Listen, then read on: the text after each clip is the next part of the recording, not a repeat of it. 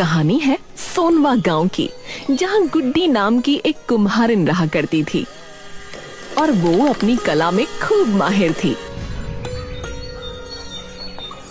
लेकिन बिक्री न होने की वजह से उसका काम बिल्कुल बंद होने वाला था। अरे ले लो, मिट्टी के बर्तन, खिलौने, सजावट के सामान, वो भी एकदम सस्ते दाम पर, ले लो ले लो। गुड्डी काफी देर तक यूं ही आवाजें मारती रही, लेकिन तभी सामने से गुड्डी की छोटी बहन पारुल वहां से गुजरती है। अरे पारुल! पारुल गुड्डी की तरफ देखती है और थोड़ा सा डर कर इधर उधर देखने लगती है और धीरे से गुड्डी के पास आकर खड़ी हो जाती है। अरे कैसी हो बहन? क्या कर रही हो दीदी? कोई सुन लेगा। अरे मैंने तो बस ऐसे ही बुला लिया था तेरा हालचाल पूछने के लिए। दीदी बाहर मुझे बहन वगैरह मत बुलाया करो। अरे पर क्यों? नहीं, बस अच्छा नहीं लगता। चलो ठीक है, मैं चलती हूँ। अच्छा ठीक है। शाम हो जाती है, लेकिन उसकी जरा भी बिक्री नहीं हो पाती और रोज की तरह एक बार फिर गुड्डी अपना सामान समेटकर वापस अपने घर चली जाती है। घर आकर सबसे पहले अपना सारा सामान वापस रखती है और फिर अपने चाक को चिचकारती है। हे देवी माँ, मुझे तो समझ ही नहीं आता कि अब मैं क्या करूं। हर दिन हाथ पैर मार रही हूँ, लेकिन कुछ समझ नहीं आता कि क्या करूं। अब तो आप ही कुछ कर सकती हो माँ। गुड्डी अपना सर झुकाकर वापस आ जाती है और एक मिट्टी का बर्तन लेकर उसमें पानी भरकर बाहर ले आती है। शेरू, शेरू! तभी सामने से 2-3 कुत्ते दौड़ते हुए आते हैं और आकर उस मिट्टी के बर्तन में पानी पीने लगते हैं। मुझे पता था तुम तीनों प्यासे होगे। गुड्डी चुपचाप उन कुत्तों को देखती रहती है। तभी उसे अपनी बहन की बात याद आती है। दीदी बाहर मुझे बहन वगैरह मत बुलाया करो। पता नहीं ऐसी क्या गलती हो गई मुझसे। बचपन में तो मेरा एक पल भी साथ ना छोड़ती थी। गुड्डी तवे से उतारकर एक रोटी और सब्जी एक थाल में रखकर पारुल को दे देती है। ये ले खा ले। नहीं, आपके हाथों से ही खाऊंगी। अच्छा ठीक है। अगला दिन होते ही गुड्डी एक बार फिर से अपने मिट्टी के सारे खिलौने और बर्तन लेकर बाजार में चली जाती है। गुड्डी बाजार में बैठी अपना मिट्टी का सामान बेच रही थी।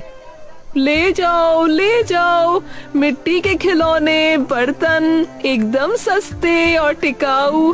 ले जाओ, मिट्टी के बर्तन। तभी पारुल फिर से अपनी सहेली के साथ वहाँ से गुजरती है, लेकिन गुड्डी उसे देखकर अब की बार कुछ नहीं बोलती।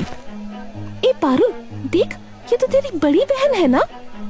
अरे देख मत उस तरफ, वरना बुलाने लग जाएगी। इसकी शादी वादी नहीं हुई क्या? ये क्या कर रही है? अरे शक्ल ध्यान से देखी नहीं क्या तूने इसकी? बहुत रिश्ते आए थे, लेकिन जैसे ही इसे देखते थे सारे मना कर देते थे। तो खुद ही बता, ऐसी शक्ल से कौन ही शादी करेगा? अरे पवन जी भी तो इसी के लिए आए थे, लेकिन उन्हें मैं ही पसंद आ गई। हाँ तो अच्छा हुआ ना, देख कितने रईस खानदान में गई है तू और ऐश की जिंदगी जी रही है।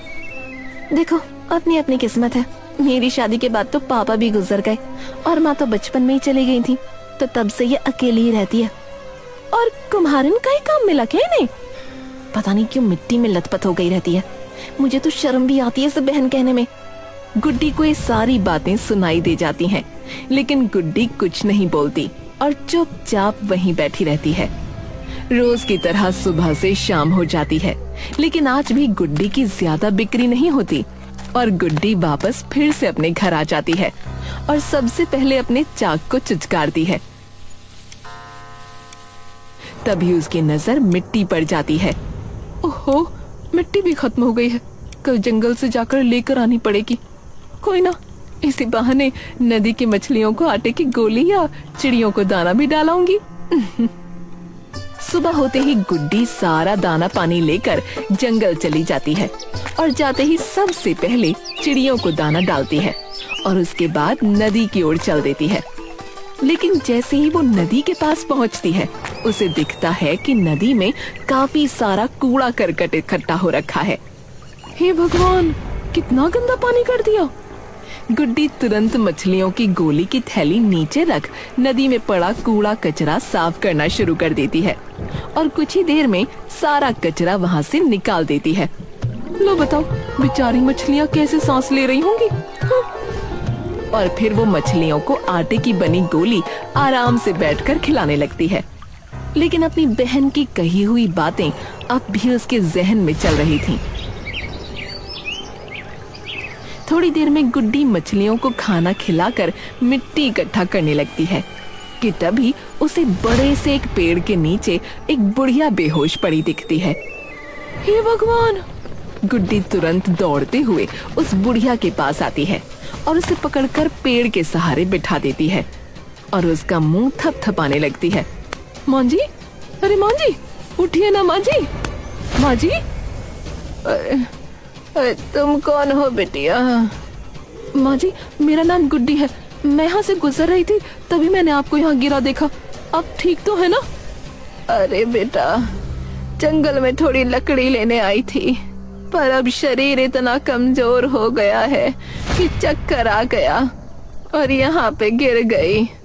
तो आपने किसी और को भेजा क्यों नहीं? अरे बिटिया, अकेली रहती हूँ, कौन आएगा मेरे लिए?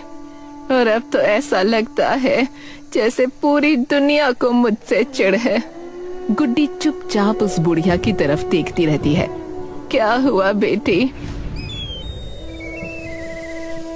मुझे भली भांति पता है माँ जी, आपको कैसा लग रहा है। कैसे? गुड्डी उसे सारी बात बता देती है। मैं और किसी से तो क्या ही उम्मीद करूं माँ जी, जब मेरी खुद की बहन मुझसे नफरत करती है।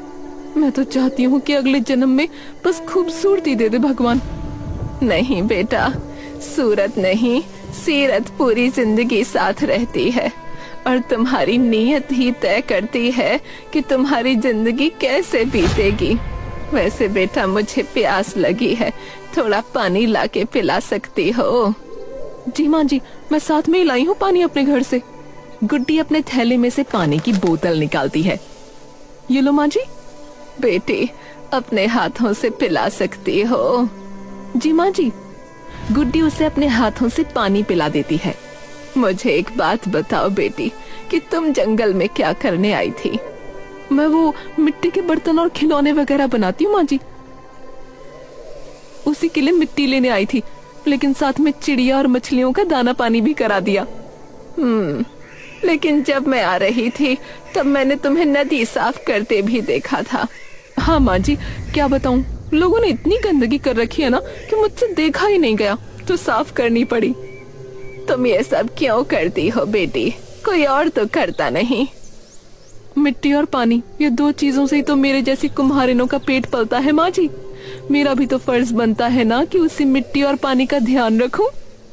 वो बुढ़िया तभी एकदम से उठ खड़ी होती है और एकदम से देवी में बदल जाती है। ये देखकर गुड्डी कुछ देर के लिए वहीं जमी रह जाती है। देवी माँ, आप यहाँ कैसे? आना पड़ा मेरी बच्ची, इतने अंधेरे में भी तुमने अपनी रोशनी कम नहीं होने दी। चुपचाप सब सहते हुए भी इस प्रकृति को देती रही, बिना उससे कुछ लिए। माँ, मुझे कुछ समझ में नहीं आ रहा, इस रोशनी को जलाए रखना बहुत मुश्किल होता जा रहा है माँ। मैंने कहा ना, नियत साफ हो तो आखिरकार सब ठीक होता है। तभी देवी माँ के हाथ से एक चाक प्रकट हो जाता है। ये लो, आज से तुम जो भी काम करो इसी पर करना। ये क्या है माँ? तुम्हारे कर्मों का फल है बेटी, पर हाँ, एक बात याद रखना, ये तुम्हारी जरूरत के लिए है, इच्छा के लिए नहीं। और ये चाक हर एक स्पर्श को पहचानता है। अगर कभी इस पर लालच या अभिमान का स्पर्श हुआ तो ये चाक उस इंसान के गलत कर्मों को उसी पल लौटा देगा। और जब तक वो इंसान अपनी गलतियों को पूरे मन से नहीं स्वीकारता, तब तक उसके हाथों का स्पर्श भी मैला ही रहेगा। जी माँ, आपका बहुत बहुत धन्यवाद माँ, इस कृपा के लिए।